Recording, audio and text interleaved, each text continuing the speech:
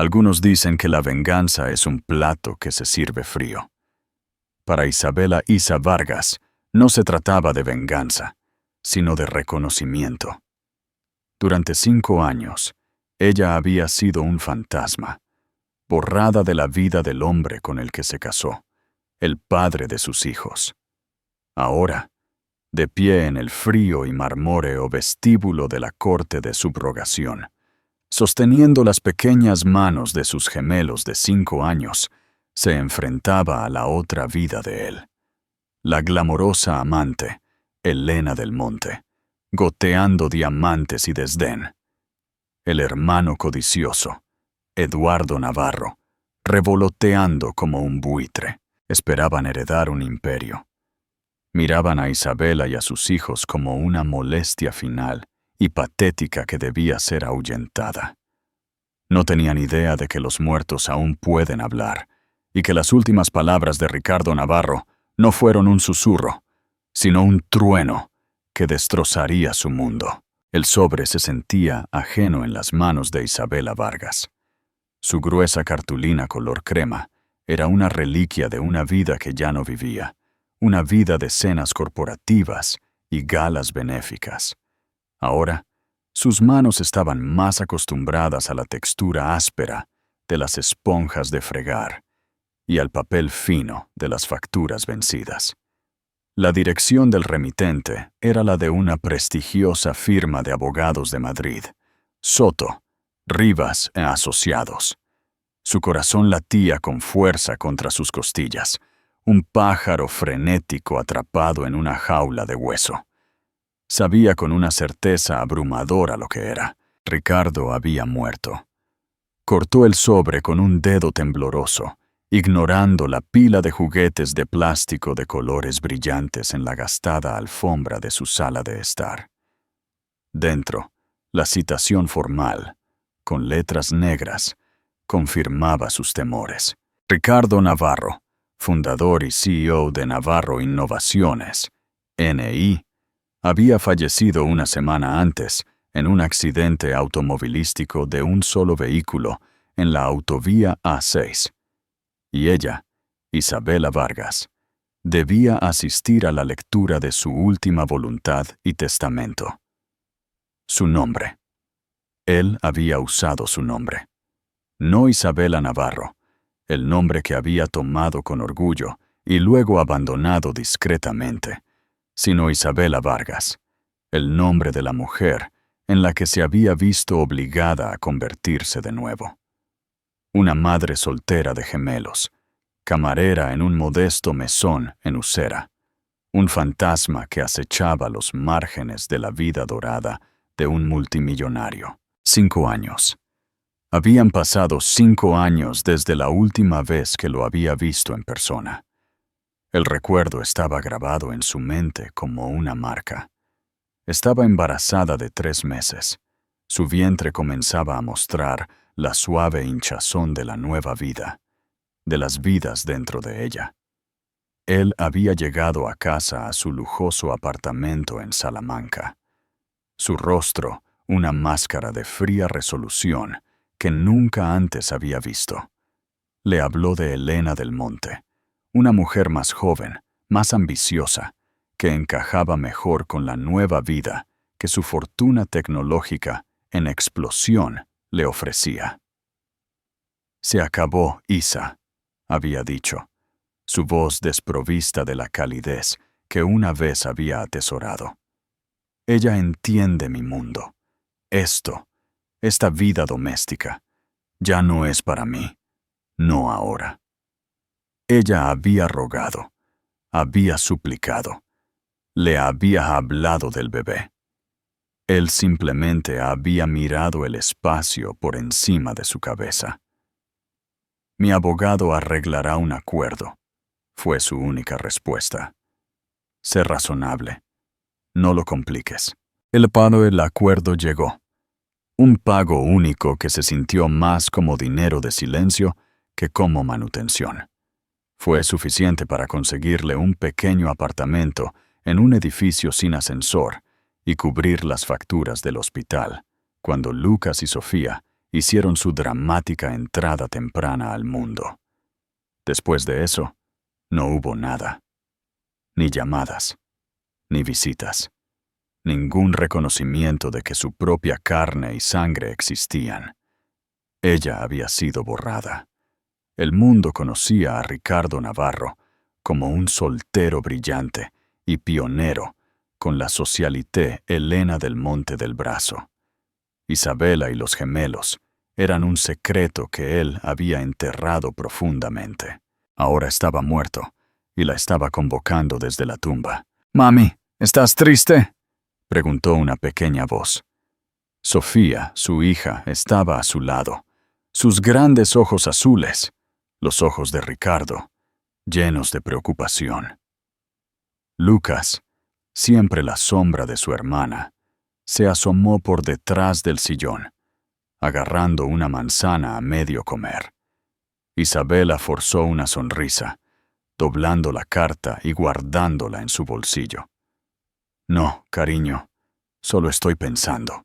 Pero estaba triste, no por el hombre que le había roto el corazón, sino por el padre que sus hijos nunca conocerían, y por el hombre que Ricardo podría haber sido antes de que la ambición y la riqueza hubieran corroído su alma. ¿Por qué? ¿Por qué la convocaría ahora? Era una broma cruel final, una oportunidad para que su amante y su familia la humillaran formalmente, para declarar en el registro que ella y sus hijos no tenían derecho a nada. El pensamiento le envió una punzada de amargura. Eduardo, el hermano menor de Ricardo, siempre la había despreciado, viéndola como una cazafortunas que no pertenecía a su círculo social de élite. Y Elena. Isabela solo había visto fotos de ella en revistas, una mujer que parecía esculpida en hielo y diamantes. No debería ir. Sería un circo. Sería un cordero en el matadero. Pero luego miró a sus hijos. Eran los hijos de Ricardo. Tenían su aguda inteligencia, su barbilla decidida, sus asombrosos ojos azules. Eran una parte viva y respiratoria de él, y él los había negado durante toda su vida. Tal vez no se trataba de ella. Tal vez no se trataba de dinero o venganza.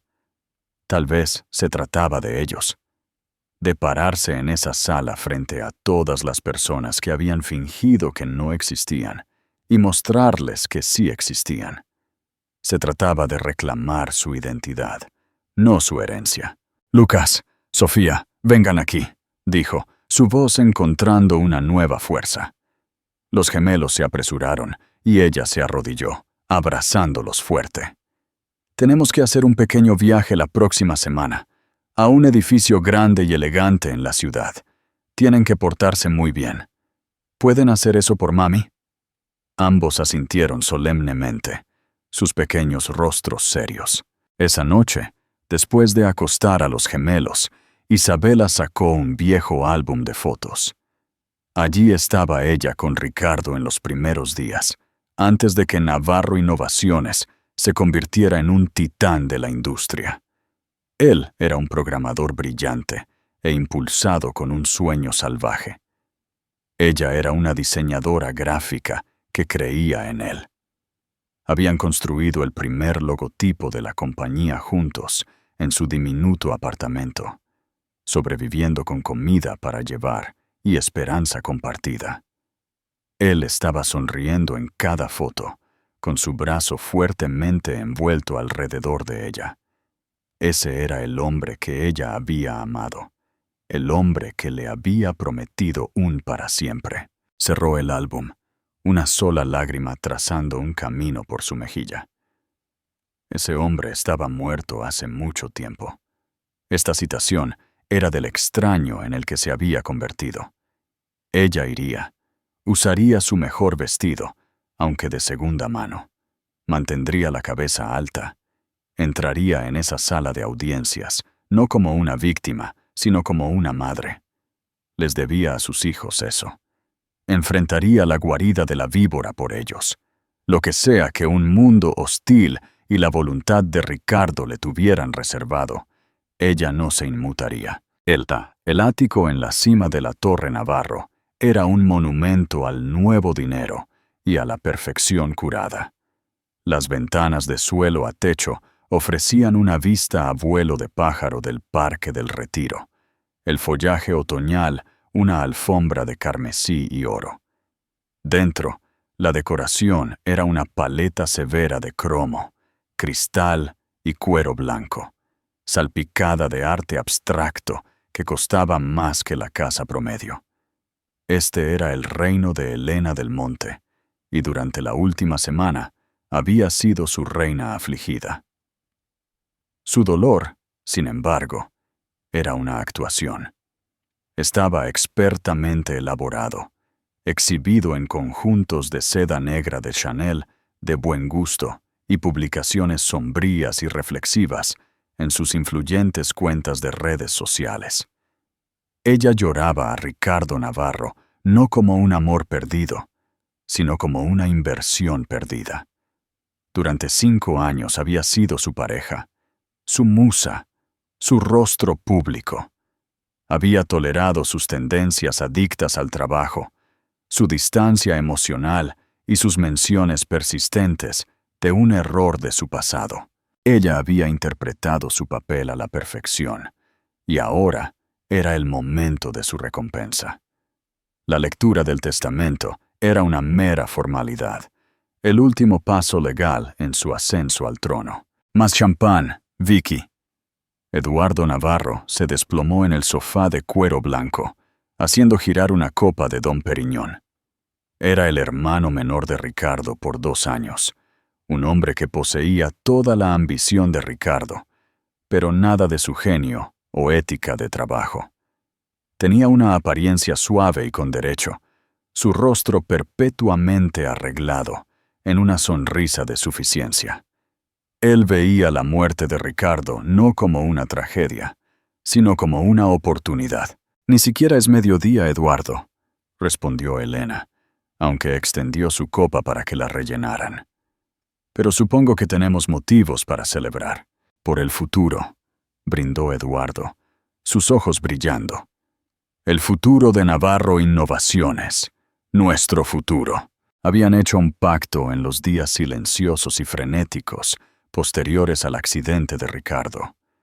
Helena heredaría las acciones de control, ya que estaba segura de que Ricardo se lo había prometido. Ella, a su vez, instalaría a Eduardo como CEO, un puesto que él siempre había codiciado y que Ricardo siempre le había negado. Juntos, dirigirían el imperio. Helena se encargaría de las relaciones públicas, el glamour, la marca del estilo de vida. Eduardo se encargaría del lado corporativo aburrido. Era una simbiosis perfecta de vanidad y codicia. «Todavía no puedo creer que don Ernesto Soto insistiera en una lectura formal en el juzgado», se quejó Helena, secándose los labios con una servilleta. «Es tan teatral, tan público». Ricardo odiaba ese tipo de espectáculo. «Soto es un viejo dinosaurio», se burló Eduardo. «Era el abogado de nuestro padre. Ricardo solo lo mantuvo por un sentido de lealtad fuera de lugar. El hombre todavía usa pluma estilográfica. No te preocupes por él. Leerá el papel. Te declarará la nueva reina de Madrid y podremos seguir adelante con la liquidación de algunos de los activos menos rentables». Pensamiento oscureció entonces los rasgos perfectamente esculpidos de Helena. «Hablando de dinosaurios, la oficina de Soto llamó esta mañana. Dijeron que ella ha confirmado que asistirá». «¿Ella?» Eduardo se enderezó, su sonrisa de suficiencia flaqueando por un momento. «¿Te refieres a Isabela?», dijo el nombre como si fuera un sabor desagradable en su boca. «La única. El ratoncito marrón de Usera». La voz de Helena estaba cargada de veneno. «¿Te imaginas el descaro, después de todos estos años? ¿Qué podría esperar ganar al salir de la nada ahora? Atención, un patético intento de un soborno final». Eduardo hizo una mueca, recuperando la compostura. Déjala venir. Será divertido. La prensa estará allí. Que vean el contraste. Tú, la pareja afligida y elegante. Y ella, como sea que se vea ahora, una reliquia olvidada y anticuada. Solo solidifica tu posición como la verdadera elección de Ricardo. Elena sonrió. La imagen le complacía. Había construido toda su identidad en torno a ser la mujer que había conquistado a Ricardo Navarro. Isabela era una nota a pie de página, un error que Ricardo había corregido. Su presencia sería una verdad fea e inconveniente, pero que en última instancia resaltaría la propia brillantez y superioridad de Elena. Y trae a los niños, añadió Elena, una nueva oleada de asco en su tono. Eduardo agitó una mano despectiva. Irrelevante. Ricardo nunca los reconoció. Legalmente no existen en su mundo. Son su equipaje, no el de él. A pesar de su confianza exterior, la mención de Isabela y los gemelos era una pequeña astilla de irritación bajo su piel. Eran un cabo suelto, un capítulo que Ricardo nunca había cerrado por completo. Tanto Elena como Eduardo, en ocasiones separadas, habían intentado presionar a Ricardo sobre el estado legal de su primer matrimonio. Él siempre había sido evasivo, cortando la conversación con un cortante. Está resuelto. Asumieron que él había asegurado un divorcio silencioso y un acuerdo de no divulgación vinculante. Tenían que asumirlo. La alternativa era demasiado inconveniente para considerarla. Bueno, dijo Elena, levantándose y caminando hacia la ventana, su bata de seda fluyendo detrás de ella. Que tenga su pequeño día en la corte. Será la última vez que alguien escuche el nombre Isabela Vargas en conexión con la familia Navarro. Miró hacia la ciudad, extendiéndose debajo de ella, un reino que estaba a punto de reclamar oficialmente. Después de mañana, volverá a ser solo una camarera. Y nosotros seremos todo. Eduardo se unió a ella en la ventana, colocando una mano en su hombro en un gesto que pretendía ser de apoyo, pero que era posesivamente posesorio. Todo, repitió.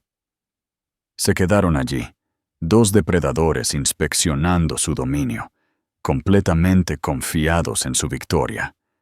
Estaban envueltos en un mundo de riqueza y privilegio, un mundo donde las personas inconvenientes como Isabela Vargas y sus hijos podían ser fácilmente descartadas, ignoradas y olvidadas.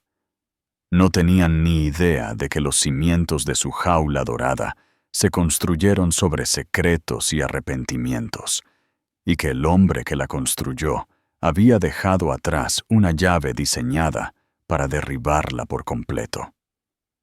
La tormenta se acercaba, y ellos eran felizmente, arrogantemente inconscientes, bebiendo champán en el corazón del huracán. La sala del juzgado de primera instancia era una imponente cámara de madera oscura, techos altos y solemnidad silenciosa. Olía a papel viejo y a cera para muebles, un aroma que parecía absorber el sonido y la emoción. Para Isabela, se sentía como una catedral dedicada a los finales.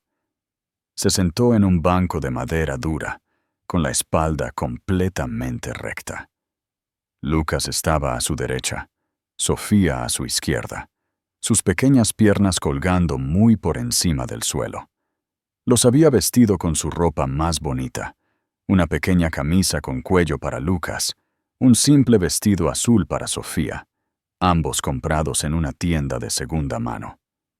Ella llevaba un modesto vestido azul marino, el único que poseía que no tenía una pequeña mancha o un dobladillo deshilachado. Comparada con Elena del Monte, se sentía como un gorrión al lado de un ave del paraíso. Elena se sentó al otro lado del pasillo, una visión en un vestido negro, a medida que probablemente costaba más que el alquiler mensual de Isabela. A su lado, Eduardo Navarro parecía impaciente, revisando repetidamente su reloj Patek Philippe. Tenían una pequeña comitiva de abogados con ellos, susurrando y hojeando papeles. Cuando Isabela entró, los ojos de Elena la habían recorrido a ella y a los niños con un destello de absoluto desprecio, antes de descartarlos por completo. Eduardo había ofrecido una pequeña sonrisa cruel. Miraron a través de ella, no a ella. Era la misma dolorosa invisibilidad que había soportado durante 5 años, ahora actuada en vivo en una sala de audiencias. En la parte delantera de la sala, una mujer de rostro severo con túnicas judiciales, la jueza Robles, tomó asiento. A su lado se sentó un hombre anciano con una mata de cabello blanco y un rostro amable pero cansado. Este era don Ernesto Soto, el albacea de la herencia de Ricardo. Le dirigió a Isabela una breve mirada indescifrable antes de ajustarse las gafas y abrir un grueso portafolio encuadernado en cuero. Estamos reunidos para la lectura de la última voluntad y testamento del señor Ricardo Navarro, anunció la jueza Robles, su voz resonando ligeramente en la cavernosa sala. Señor Soto, puede proceder. Don Ernesto Soto se aclaró la garganta. Gracias, su señoría. Miró a la pequeña asamblea. Este documento fue preparado por mí bajo la instrucción directa del señor Navarro y firmado por él 6 meses antes de su fallecimiento. Es su declaración final y definitiva de sus deseos. Comenzó con el preámbulo, el lenguaje legal formal invadiendo la sala. Isabela apretó más las manos de sus hijos. Lucas estaba empezando a moverse inquieto. Sofía observaba a la jueza con ojos grandes y curiosos. Los primeros legados fueron menores y esperados. Una generosa donación a su alma mater, la Universidad Politécnica de Madrid. Otra a una fundación que promueve la educación STEM para jóvenes desfavorecidos. Elena asintió con aprobación ante esto, como si se atribuyera el mérito de la filantropía de Ricardo. Eduardo puso los ojos en blanco, impaciente por llegar al dinero real. Luego vinieron los efectos personales. A mi querido amigo, el doctor Javier Soler, le dejo mi colección de relojes vintage en agradecimiento por 20 años de amistad y debate animado, leyó Soto. Un hombre en la parte de atrás de la sala asintió tristemente. Isabela sintió una punzada de nostalgia. Recordaba cuando Ricardo compró el primero de esos relojes, un Omega Vintage, después de que vendieron su primera pieza de software. Habían celebrado con pizza en el suelo de su apartamento porque aún no habían comprado una mesa. Se sentía como un recuerdo de la vida de otra persona. El aire en la sala se volvió tenso cuando Soto pasó una página. Esto era todo, la parte principal de la herencia. La empresa. La fortuna. Elena se enderezó. Su espalda ya no tocaba el banco. Alisó sutilmente su vestido, un gesto de preparación, como una actriz esperando su pie. Eduardo se inclinó hacia adelante, su aburrimiento reemplazado por una anticipación aguda y hambrienta. Isabela se preparó. Ella esperaba que su nombre estuviera ausente, que esta fuera la confirmación final de su borrado. Solo tenía que soportarlo, absorber el golpe final y luego salir con su dignidad y sus hijos. Esa era la única victoria que podía esperar. A continuación, continuó el señor Soto, su voz firme y deliberada. Abordamos los activos relacionados con la familia Navarro. Hizo una pausa, mirando directamente a Eduardo. La sala estaba en silencio, salvo por el susurro del papel. Elena contuvo el aliento, una leve sonrisa triunfante jugando en sus labios. Ella era la siguiente. Estaba segura de ello. El imperio estaba a punto de ser suyo. Don Ernesto Soto se ajustó las gafas. Su mirada se detuvo en Eduardo Navarro por una fracción de segundo de más. El silencio en la sala de audiencias se extendió, espeso por la expectación. A mi hermano menor, Eduardo Navarro, leyó Soto, su voz plana y desprovista de emoción. Le lego mi colección de coches clásicos, incluido el Aston Martin DBX de 1967, que ambos admirábamos. El pecho de Eduardo se hinchó ligeramente. Era un comienzo, una bonita colección de juguetes multimillonarios. Además, continuó Soto, he establecido un fideicomiso a su nombre. La suma total de este fideicomiso será de 100.000 euros. Las palabras quedaron suspendidas en el aire. 100.000 euros, para el hermano de un hombre que valía miles de millones. No era un legado, era un insulto, una bofetada pública calculada. La expresión de suficiencia de Eduardo se disolvió en incredulidad, luego en un oscuro rubor de rabia. 100.000, espetó, medio levantándose de su asiento. Eso es un error tipográfico. Debe ser 100 millones. Quiso decir 100 millones. Uno de sus abogados puso una mano restrictiva en su brazo, susurrándole urgentemente al oído. Elena le lanzó una mirada furiosa, ordenándole silenciosamente que se callara. Su compostura perfecta se estaba agrietando. Esto no era parte del guión. Señor Navarro, por favor, siéntese, advirtió la jueza Robles, su voz tan aguda como el acero. O haré que lo retiren. Eduardo se hundió en el banco, su rostro una máscara atronadora de furia. Miró a Soto como si el viejo abogado lo hubiera traicionado personalmente. Pero Soto no había terminado. Pasó la página y continuó leyendo en el mismo tono medido. Este legado se hace con un entendimiento específico, que mi hermano conoce bien. A lo largo de nuestras vidas le he brindado oportunidades. Lo he sacado de apuros financieros y le he ofrecido puestos de alto nivel dentro de mi empresa, que demostró ser incapaz de desempeñar de manera responsable. Esta suma final no es un reflejo de falta de afecto, sino más bien un intento final de impartir la lección que no logré enseñarle en vida, que el valor de un hombre se construye, no se hereda. Espero que esta suma, que es más de lo que nuestro padre nos dejó a cualquiera de los dos, le proporcione un nuevo comienzo para construir algo propio. La humillación fue absoluta. Ricardo no solo había desheredado a su hermano, sino que también había proporcionado una evaluación pública y póstuma de su carácter, que pintaba a Eduardo como un vividor inútil e incompetente. Todas las personas en esa sala, abogados, reporteros, amigos de la familia, acababan de escucharlo. El color se drenó del rostro de Eduardo, reemplazado por un blanco pálido y enfermizo. Estaba arruinado, no solo financieramente, sino socialmente.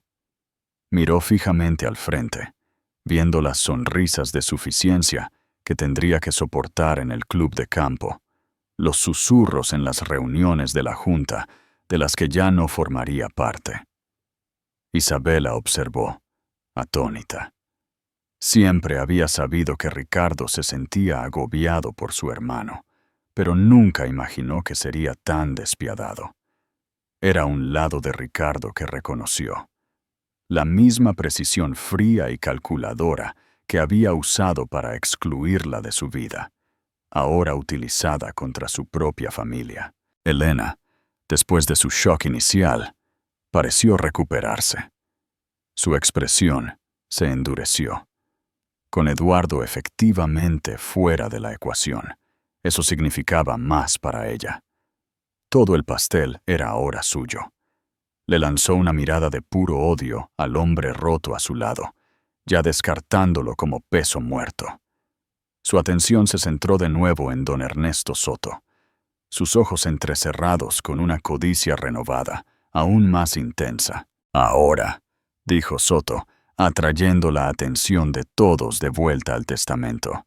En cuanto a la señorita Elena del Monte, la postura de Elena se volvió regia. Este era su momento. El desagradable asunto con Eduardo había terminado. Se echó sutilmente los hombros hacia atrás, inclinó la barbilla, lista para ser coronada. Su abogado le dio un asentimiento confiado. «A la señorita Elena del Monte», comenzó Soto, «con quien pasé los últimos 5 años de mi vida, le dejo lo siguiente». Hizo una pausa y toda la sala se inclinó. Isabela sintió que se le encogía el estómago. Esto era la parte en la que la amante que había destruido a su familia recibía todo lo que sus hijos deberían haber tenido. Se preparó para el dolor, para la injusticia de todo. «A la señorita Elena del Monte», repitió don Ernesto Soto, su voz llevando el peso del momento. «Le concedo el derecho a permanecer en mi residencia del ático en la Torre Navarro por un período no superior a 12 meses a partir de la fecha de mi fallecimiento. 1 año de residencia». La expresión triunfante de Elena flaqueó, un destello de confusión en sus ojos. Era generoso, por supuesto, pero no era propiedad. Era un alquiler, un aplazamiento temporal. «Además», continuó Soto, su ritmo deliberado, «durante este período se le proporcionará un estipendio mensual de 50.000 euros para sus gastos de manutención». Un jadeo colectivo recorrió la sala. 50.000 euros al mes era una suma inmensa de dinero, un total de 600.000 euros por el año. Era una fortuna para cualquier estándar normal, pero para la mujer que esperaba heredar un imperio multimillonario, era calderilla. Era un paquete de indemnización. Elena ya no ocultaba su disgusto. Un surco profundo y enojado apareció entre sus cejas perfectamente depiladas. «¿Eso es todo?», siseó, su voz un susurro agudo que aún se transmitía por la sala silenciosa. «¿Qué pasa con la compañía? Las acciones. Me lo prometió». «Si me permite continuar, señorita del Monte», dijo Soto con frialdad, sin levantar la vista del documento. «Estos legados, la residencia y el estipendio, están supeditados a una única condición no negociable». La palabra condición quedó suspendida en el aire como una guillotina. «La señorita del Monte debe someterse voluntariamente a una auditoría forense independiente completa de todas sus cuentas financieras, activos y comunicaciones, que se remonta a 5 años. El propósito de esta auditoría, a realizar por una firma designada por el albacea de mi patrimonio, es verificar que no se ejerció ninguna influencia indebida, manipulación o coerción sobre mí para obtener ganancias financieras en ningún momento durante nuestra relación», leyó Soto. El rostro de Elena se puso blanco. Todo el color se drenó de sus mejillas, dejando una palidez espantosa que contrastaba fuertemente con su vibrante maquillaje. «¿Qué clase de broma es esta?», exigió. Su voz se elevó en pánico. «Una auditoría. Eso es una escandalosa invasión de mi privacidad. Ricardo nunca lo haría». «Lo hizo», interrumpió Soto, su voz firme. Pasó una página y continuó leyendo las palabras de Ricardo. «Hago esta estipulación con gran pesar. Me di cuenta en mis últimos meses de que mi relación con la señorita del Monte no era de asociación equitativa, sino de conveniencia transaccional, una realidad que estaba demasiado orgulloso y demasiado solo para admitir. Temo que su consejo a menudo fue guiado por la avaricia en lugar del afecto». Soto hizo una pausa, luego asestó el golpe final y devastador. «Para ayudar a los auditores, he enviado un archivo digital sellado a mi albacea. Este archivo contiene una grabación completa de una cámara de seguridad, con marca de tiempo de hace 3 meses, de una conversación en la oficina de mi casa. Durante esta conversación, la señorita Del Monte detalla sus demandas de un interés de control en Navarro Innovaciones a cambio de su compañía continua, y amenaza con fabricar una historia perjudicial para la prensa si me niego. Una ola de murmullos de shock recorrió la sala. La jueza Robles golpeó su mazo una vez bruscamente. ¡Silencio! Elena parecía haber sido alcanzada por un rayo. Estaba hiperventilando, sus ojos revoloteando por la sala como un animal atrapado. ¿La conversación? Lo recordó. Una discusión. Había estado furiosa de que él estuviera considerando un nuevo proyecto de I+D, en lugar de una recompra de acciones que inflaría el valor de las acciones que ella esperaba obtener. Ella lo había amenazado. Nunca en 1.000.000 de años soñó que él lo estaba grabando. «Esto es una mentira, una invención», chilló, perdiendo finalmente toda apariencia de compostura. «Ese viejo patético y senil lo está inventando. Ricardo me amaba, nunca me haría esto. El archivo digital en cuestión fue entregado a este tribunal ayer, señorita Del Monte», dijo la jueza Robles, su voz fría e impasible. «Su existencia ha sido verificada». Elena miró a la jueza, luego a Soto, su mente acelerada. Una auditoría la arruinaría. Expondría no solo su manipulación de Ricardo, sino otros tratos financieros menos sabrosos en los que se había involucrado a lo largo de los años. La grabación era un clavo en su ataúd. Estaba atrapada. Soto la miró directamente. «El testamento es muy claro, señorita Emerita Del Monte. Si se niega a la auditoría o impugna esta cláusula de alguna manera, los legados de la residencia y el estipendio se anulan y se invalidan de inmediato. En ese caso, no recibirá nada. Absolutamente nada. Todo su futuro se estaba derrumbando sobre ella. El ático, el dinero, el Estado. Todo estaba ligado a una condición que nunca podría cumplir. Ricardo no solo la había desheredado, había tendido una trampa perfecta e ineludible. Le había dado a elegir entre la humillación pública, seguida de nada, o el retiro silencioso con nada. Elena abrió la boca, pero no salió ningún sonido. Un jadeo ahogado escapó de sus labios. Su mundo perfectamente construido se había erigido sobre una base de mentiras, y Ricardo, desde más allá de la tumba, acababa de prenderle fuego. La sala de audiencias estaba saturada por las consecuencias de la segunda bomba. Eduardo Navarro se sentó en un estado catatónico de humillación. Elena Del Monte era una estatua de shock silencioso y gritante. Su rostro, una máscara de devastación total. Sus abogados susurraban furiosamente, sus expresiones confiadas reemplazadas por pánico. Todos los ojos estaban puestos en don Ernesto Soto, que parecía impermeable al caos que había desatado. Con calma pasó la última página del testamento. El corazón de Isabela latía tan fuerte que podía sentirlo en sus oídos. Había venido aquí sin esperar nada más que una destitución pública final. En cambio, había presenciado la demolición completa de las 2 personas que habían orquestado su exilio. Era una sensación vertiginosa y desorientadora. Pero, ¿qué significaba eso? Con Eduardo y Elena efectivamente desheredados, ¿a dónde iría la inmensa fortuna Navarro? ¿Y ahora?, anunció Soto, atrayendo hasta la última onza de atención en la sala. «Llegamos a la herencia residual.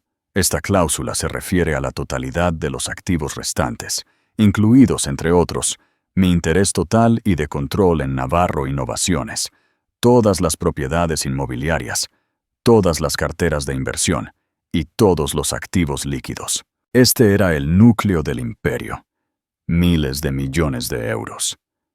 Soto respiró hondo. Yo, Ricardo Navarro, por la presente declaro lo siguiente y pido que se entienda no como una maniobra legal, sino como una confesión y un profundo acto de expiación por el mayor fracaso de mi vida. Isabela sintió un escalofrío recorrer su columna vertebral. Expiación. Hace 5 años, impulsado por el miedo, la debilidad y el resplandor cegador del éxito repentino, abandoné a mi esposa, Isabela Vargas. Leyó Soto, su voz resonando con una gravedad que no había tenido antes. La sala de audiencias estalló en jadeos.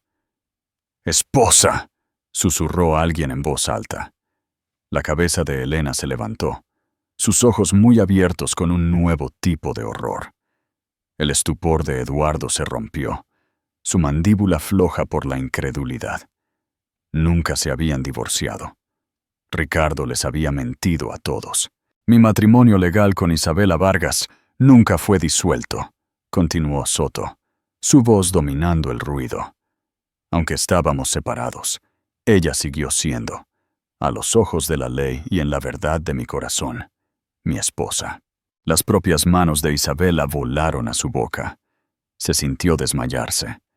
Había asumido que los papeles de divorcio que él le había hecho firmar eran definitivos.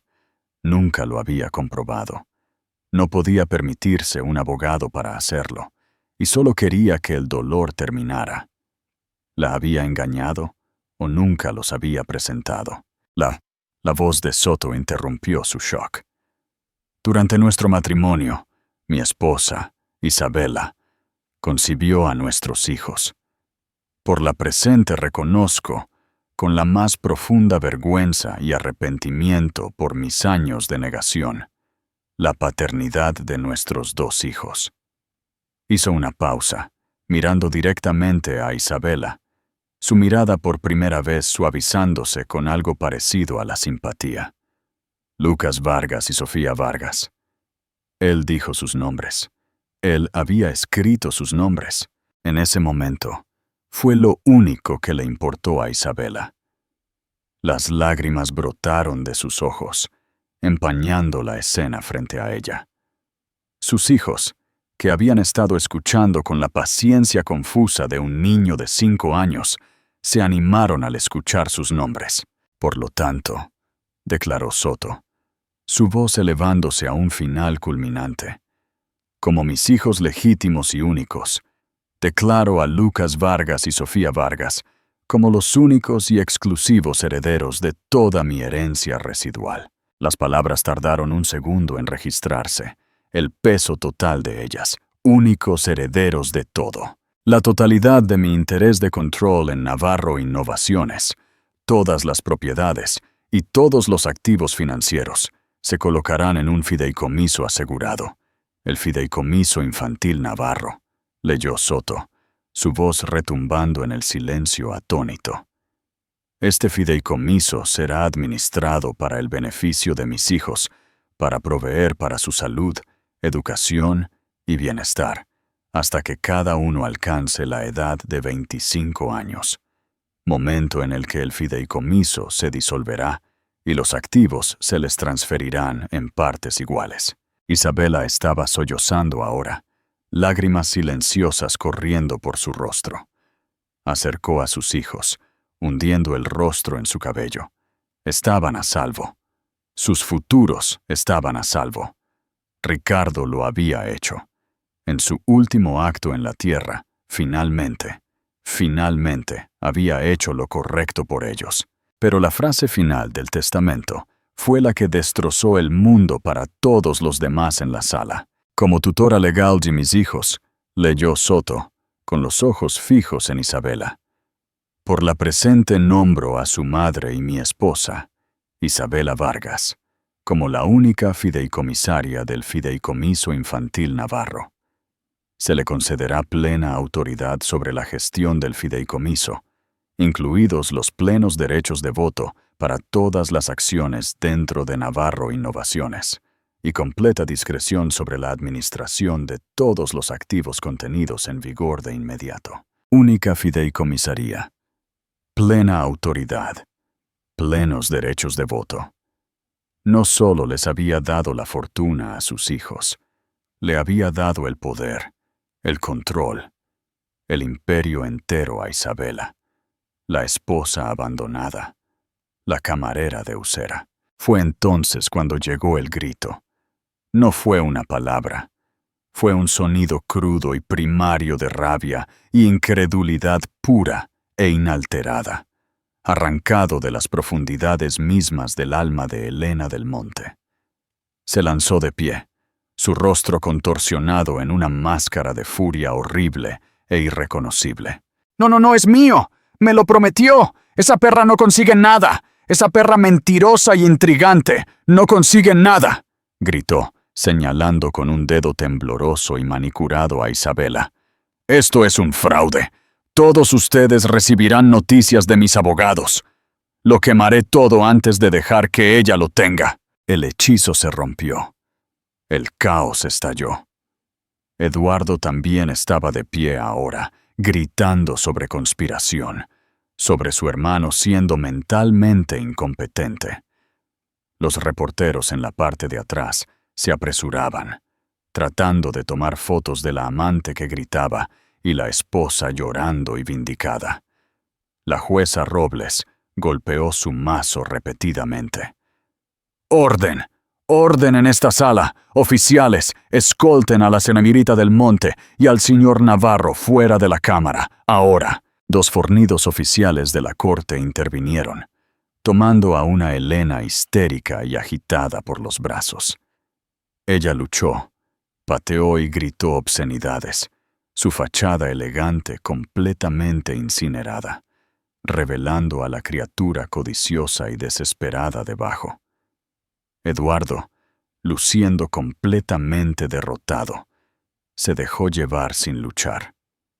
Y a pesar de todo, Isabela se sentó sosteniendo a sus dos hijos, los verdaderos herederos, mientras el mundo que se les había negado se derrumbaba a su alrededor, rehaciéndose finalmente a su favor. Los ecos caóticos de los gritos de Helena y las amenazas balbuceantes de Eduardo se desvanecieron lentamente mientras las pesadas puertas de la sala de audiencias se cerraban detrás de ellos. Un silencio profundo descendió, roto solo por los sollozos tranquilos y catárticos de Isabela y el suave susurro de los papeles de don Ernesto Soto, mientras volvía a colocar el testamento en su portafolio. Isabela sintió una mano en su hombro. Era su abogado, señor Mateo Rivas, un amable abogado de interés público, que había encontrado a través de una sociedad de asistencia legal y que había accedido a representarla por una tarifa nominal. Su rostro, generalmente marcado por la preocupación cansada, se partió en una sonrisa de asombro absoluto. «¡Isabela!», jadeó, su voz llena de asombro. «¡Lo hizo! ¡El loco absoluto! ¡Realmente lo hizo!».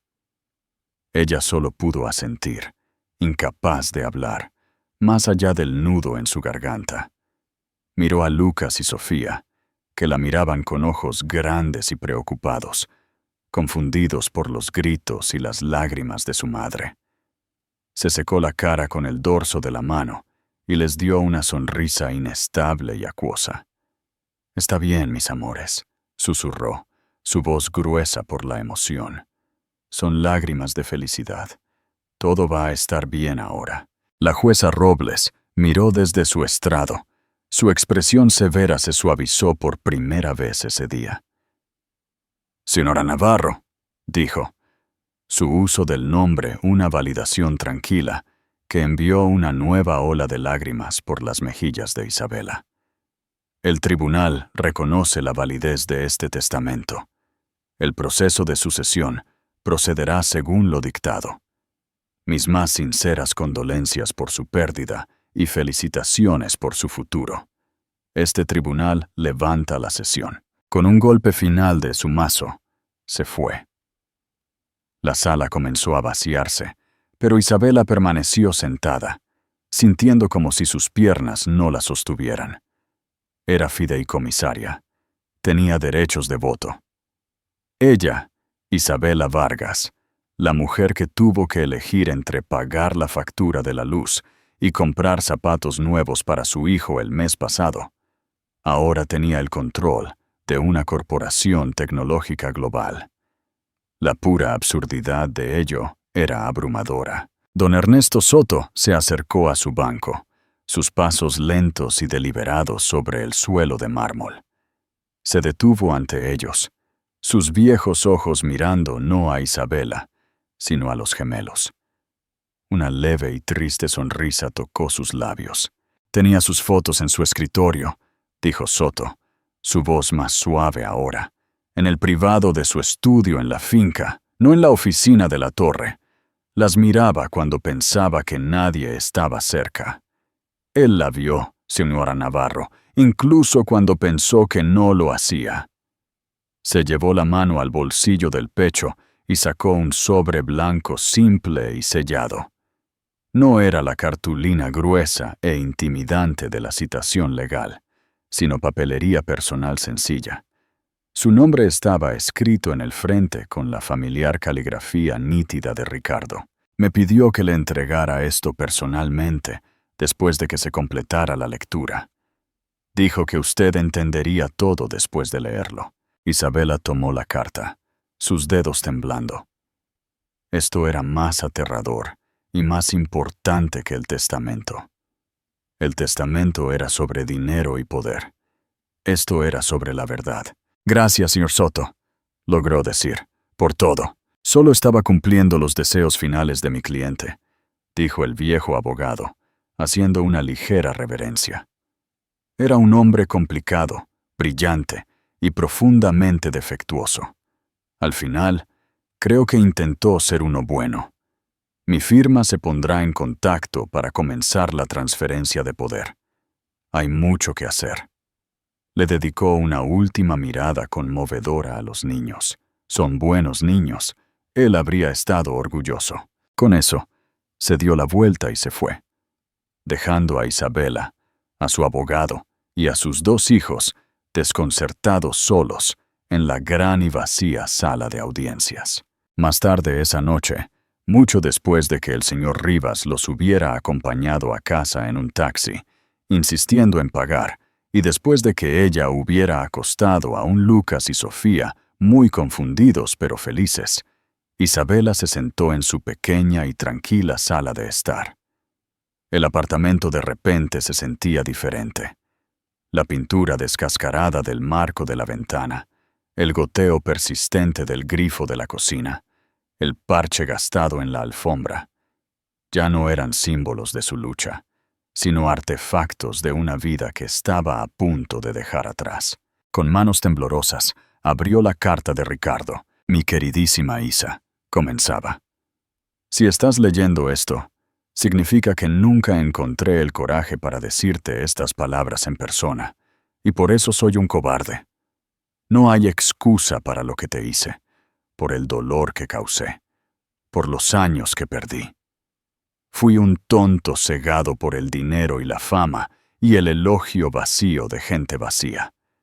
Dejé que hombres como mi hermano y mujeres como Elena me convencieran de que eras un peso, reteniéndome, cuando en todo momento fuiste mi ancla. Nunca presenté los papeles de divorcio, Isa. Me dije a mí mismo que era una estrategia legal para evitar dividir la compañía. Pero la verdad es que no pude hacerlo. No pude cortar por completo la única cosa real y buena en mi vida. Fue mi único, secreto acto de desafío contra el hombre en el que me había convertido. Vi las fotos que publicaste en una cuenta privada de redes sociales que un amigo me mostró. Vi a mi hijo, a mi hija. Son hermosos, son perfectos, y he sido un fantasma en sus vidas. La vergüenza de eso es un peso que ya no puedo soportar. Este testamento, esta carta, es un intento torpe e inadecuado de arreglar lo que rompí. No puedo devolverte los años perdidos, ni deshacer el dolor, pero puedo darte a ti y a nuestros hijos un futuro. Puedo darte seguridad, y puedo darte el poder de protegerlos de las víboras que lo habrían destrozado todo. No le tengas miedo, Isa. Estuviste allí al principio. Creíste en Navarro Innovaciones cuando era solo un sueño en un garaje. En cierto modo, siempre fue tuya. Dirígela, rehazla, construye un mundo mejor para nuestros hijos. Eres la persona más inteligente, más fuerte y más decente que he conocido. Siempre fuiste demasiado buena para mí. Perdóname. O no lo hagas. Te has ganado ese derecho. Solo debes saber que al final, después de que todo el ruido y el brillo se desvanecieron, mis últimos pensamientos fueron para ti y para Lucas y Sofía. La familia que deseché y la familia a la que espero, de alguna pequeña manera, finalmente he regresado. Tuyo siempre, Ricardo. Isabela dobló la carta, presionándola contra su corazón, mientras lágrimas de dolor, de liberación, de miles de emociones complejas la inundaban. No era un final perfecto. No podía borrar los años de dificultades y soledad. Pero era un comienzo. Caminó hacia la ventana y miró las luces de la ciudad al otro lado del río. Por primera vez en mucho tiempo, no parecían distantes y burlonas. Parecían una promesa. Ya no era Isabela Vargas, la esposa abandonada. Era Isabela Navarro, la guardiana de un legado, una madre con el poder de dar forma al mundo para sus hijos. Levantó la cabeza, respiró hondo y se preparó para entrar en su nuevo amanecer. La mañana después, se sintió extrañamente, inquietantemente normal. El sol se filtró por la única ventana de su pequeño apartamento de Usera, iluminando motas de polvo bailando en el aire. El familiar sonido de la calefacción de hierro fundido llenó el silencio. Por un momento, Isabela casi podía creer que los eventos del día anterior habían sido un sueño elaborado e inducido por el estrés. Luego cogió su teléfono. Su rostro estaba por todas partes. Fotos granuladas de ella entrando en el juzgado. Su expresión, una mezcla de miedo y resolución, estaban salpicadas en los sitios web de noticias junto a imágenes salvajes y poco halagadoras de una Elena del Monte gritando siendo arrastrada. Los titulares eran sensacionales. Familia secreta de multimillonario hereda imperio. Camarera a CEO. La bomba Navarro. Amante no obtiene nada en la impactante lectura del testamento. Una horda de reporteros y furgonetas de noticias estaban acampados en la calle debajo de su edificio. Una bandada de buitres esperando una historia. La realidad de su nueva vida cayó sobre ella, no como una ola de euforia, sino como una marea sofocante de presión. Ya no era una madre soltera anónima, era una figura pública, una titán corporativa por decreto, y la guardiana de una fortuna tan vasta que no podía comprenderla. Hizo el desayuno para los gemelos, sus manos moviéndose en piloto automático mientras revolvía huevos y servía jugo. Lucas y Sofía no se daban cuenta, parloteando sobre dibujos animados. Su inocencia, una pequeña y preciosa isla en su mar de ansiedad. ¿Cómo podía protegerlos de esto? ¿Cómo podía ella, una mujer cuya decisión ejecutiva más importante en los últimos 5 años fue qué turno recoger en el mesón, dirigir una empresa de tecnología multinacional? La carta de Ricardo yacía en el mostrador. No le tengas miedo, Isa. Siempre fuiste demasiado buena para mí. Su fe en ella era una calidez reconfortante, pero también una carga aterradora. Él vio a una reina en el uniforme de camarera. Ella todavía solo veía a la camarera. Su antigua vida se entrometió por última vez en forma de una llamada telefónica de Carmen, su gerente en el mesón. Isa, cariño, ¿estás bien? Tu foto está en todas las noticias. ¿Algo de esto es real?, preguntó Carmen, su voz una mezcla de preocupación e incredulidad. Es real, Carmen, dijo Isabela, una calma surrealista instalándose en ella. Oh, Dios mío. Entonces, supongo que no vendrás para tu turno este fin de semana. Isabela miró los zapatos antideslizantes gastados junto a su puerta. No, Carmen, no creo que lo haga. Después de colgar, una sola risa histérica escapó de sus labios. Nunca más tendría que oler a cebolla frita y café. Más tarde esa tarde, un elegante coche negro enviado por don Ernesto Soto navegó por el circo mediático y se llevó a ella y a los niños a la oficina del abogado en el centro. Los gemelos estaban hipnotizados por los asientos de cuero del coche y el agua embotellada. Su emoción, un marcado contraste con el estómago revuelto de Isabela. La oficina de Soto era un santuario de calma y orden.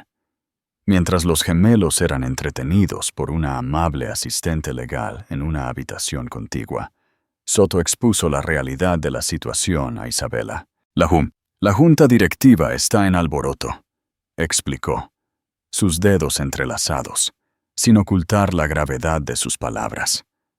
Son escépticos. Ya están preparando una moción para sugerirle que nombre un apoderado, una mano experimentada para administrar las acciones con derecho a voto del fideicomiso. Se refieren a Eduardo o a alguien como él, alguien a quien puedan controlar. Quieren quitármelo, dijo Isabela, la declaración plana y cansada. Quieren dejarla de lado, corrigió Soto gentilmente. Ven a una viuda afligida, una madre sin experiencia corporativa. La subestiman, lo cual creo que es precisamente lo que Ricardo estaba contando. Deslizó una gruesa carpeta sobre el pulido escritorio de caoba. Este es un resumen de alto nivel de los activos actuales, las propiedades y los principales proyectos de Navarro Innovaciones. Ricardo no era un tonto. Sabía que necesitaría ayuda. Dejó una lista de asesores de confianza, personas leales a él, no a la Junta. Su primera tarea es reunirse con ellos, pero su primera decisión es qué hacer con la Junta. El miedo era un nudo frío en su estómago. Sería tan fácil dejar que otra persona se encargara, tomar el dinero, esconderse con sus hijos y vivir una vida tranquila. Pero eso sería traicionar la confianza de Ricardo. Sería dejar que las víboras ganaran. Pensó en el logotipo que había diseñado hace tantos años, la B y la I entrelazadas, que había dibujado en una servilleta mientras Ricardo describía emocionado su visión para el futuro. Ella había sido parte de esto desde el principio. Programe una reunión con la Junta para mañana por la mañana, señor Soto, dijo, su voz temblando solo ligeramente. Me dirigiré a ellos yo misma. Al día siguiente, entró en la sala de juntas en la cima de la Torre Navarro. Era un espacio estéril e intimidante, dominado por una monolítica mesa negra y una vista panorámica de la ciudad.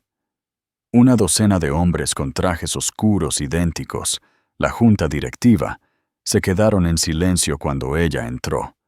Sus expresiones iban desde la lástima hasta la hostilidad. Un hombre a la cabeza de la mesa, un ejecutivo con ojos de acero llamado señor López, se puso de pie.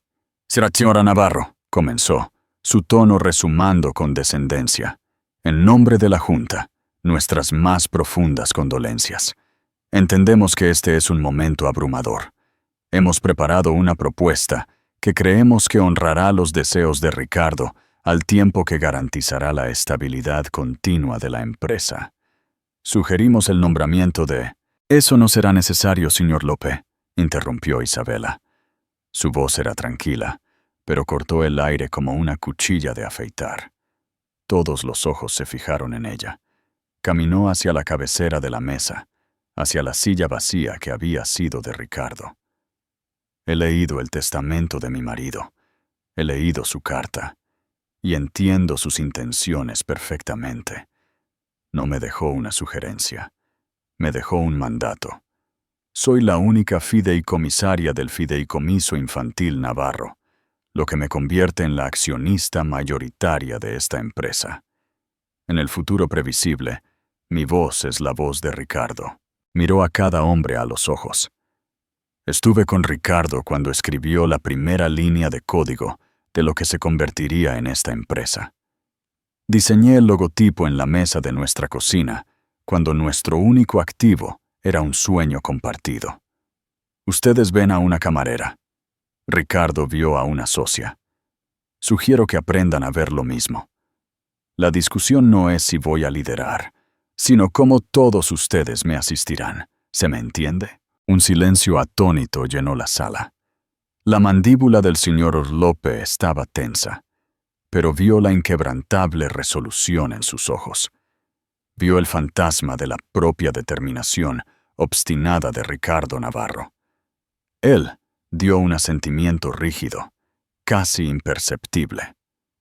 Entendido, señora fideicomisaria. Más tarde, Isabela se quedó sola en la oficina de Ricardo. Era grande y moderna, pero llena de toques personales. Un estante de libros de bolsillo de ciencia ficción desgastados, una foto enmarcada de su primer equipo de programación y en la esquina de su vasto escritorio, frente a su silla, había un pequeño marco de plata. En él había una foto que ella había publicado en línea hace un año. Ella y los gemelos en un huerto de calabazas, los tres riendo, sus rostros brillantes bajo el sol de otoño. Él había estado mirando. Había estado con ellos a su manera secreta. El peso de la corona que él había puesto sobre su cabeza todavía se sentía pesado, pero por primera vez no sintió que la iba a aplastar. Se sentía como en casa. Se sentó en su silla, el cuero suspirando bajo su peso, y cogió el teléfono. Su primera llamada no fue a un corredor o a un jefe de departamento.